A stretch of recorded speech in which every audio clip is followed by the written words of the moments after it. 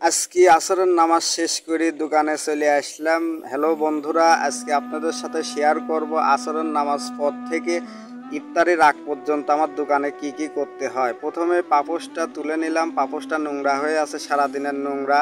এইভাবে পাপোশটা ঝাড়িয়ে নিলাম। যারা এই ঝাড়া পছন্দ হয় তারা ওইভাবে পাপোশ ঝাড়িয়ে নেবেন। তারপরে চলে আসলাম ক্যাশ টেবিলে আসি ক্যাশ টেবিলটা একটু সুন্দর করে মুছামুছি করে নিলাম। যেহেতু আমার এই দোকানে মহাজন থাকে না, খুবই কম থাকে, দোকানটা পুরোটাই আমার উপরেই থাকে, তাই আমার নিজের মতো করে আমি এই দোকানটাকে পরিষ্কার করে রাখি। পরে ছাদ দেওয়া শেষ করি, আবার পাপোশটা জায়গায় পাড়ি দিলাম। পোষ পাড়া শেষ। হ্যালো বন্ধুরা, আমি আপনাদের লোকাল হিরো ফারহান ভাই। তো চলেন ব্লগটা শুরু করা যাক এরপরের থেকে। তো প্রথমেই পানি আনতে হবে, তার জন্য পানির বোতলটা নিয়ে নিলাম। নিয়ে এখন যেতে হবে কলের ওইখানে। কলের পর যাইতেই দেখতেছি 3-4 জনের ভিড়। পরে 3-4 জনের পানি লিয়া শেষ করি, আমি পানির সিরিয়ালটা পাইলাম। পরে বোতলটা একটু ধুয়ে পানিটা লিয়ে নিলাম। পানিটা নিয়ে এখন আবার চলে যাব দোকানে। এই যে চলে আসলাম দোকানে যায় পানিটা এখন রাখি দিতে হবে, কারণ এটি ইফতারের সময় লাগবে, এখন না পরে পানিটা রাখি। ইফতারির জন্য যে ডিশগুলা লাগবে সেই ডিশটা আগে পারিলি। ডিশটা পাততেছি, ডিশটা পাড়া শেষে উপরেই আবার মুড়ি রাখেছি, মুড়িটাও পারি নিলাম। পাড়া শেষ করি, এখন ডিশটা নিয়ে যাওয়া লাগবে ধোয়ার জন্য। পাশের দোকানে আমার বড় ভাইয়ের দোকানে যাই একটু পাউডার নিলাম। পাউডার নিয়ে ডিশটা নিয়ে চলে গেলাম হচ্ছে কলের পর যাই বাকিটুকু আপনাদের দেখাতে পারলাম না, কারণ কলের ওইখানে আদার।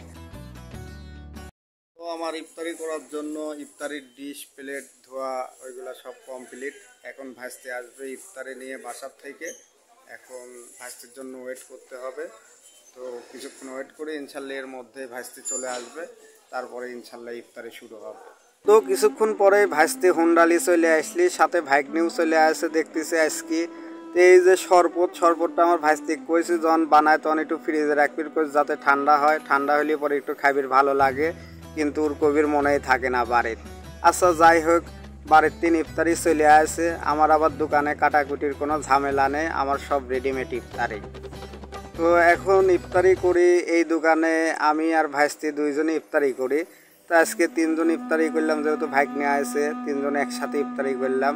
তো এখন প্রতিদিন আমি আর ভাইস্তি আমরা 2 জন মিলেই এই দোকানে ইফতারি করি। আর আগে যখন আমাদের পাবনা কলেজের গলির দোকান ছিল, তখন আমরা প্রতিদিন 8 জন 10 জন 12 জন করে ইফতারি করতাম। তো তখন ওই ইফতারি করার একটা মজাই ছিল অন্যরকম। আর এখন 2 জন এই জায়গায় ইফতারি করি, ইফতারির মজাটা তত একটা আর এখন পায় না। তো যাই হোক, তবে বড়া মরা সিটটি আজান দিয়ে দিলি, তারপরে খাওয়া শুরু করে দিলাম। প্রথমে মালটা টালটা খাইলাম, তরমুজ খাইলাম। খাওয়া দাওয়া শেষ করি মুড়িটা মাখা ফেললাম, কারণ এই মুড়িটা না খেলে পরে আবার কীরকম যেন ইফতারি মনেই হয় না, তাই ঝটপট মুড়িটা মাখা ফেললাম। তো মুড়ি তো দেখতেছেনই, 2-3 জনের মুড়ি মাখাইছি, বেশি লোক নেই এই জন্যে। তো পরে মুড়ি খেলাম। আজকের ব্লগ এই পর্যন্তই। আসসালামু আলাইকুম।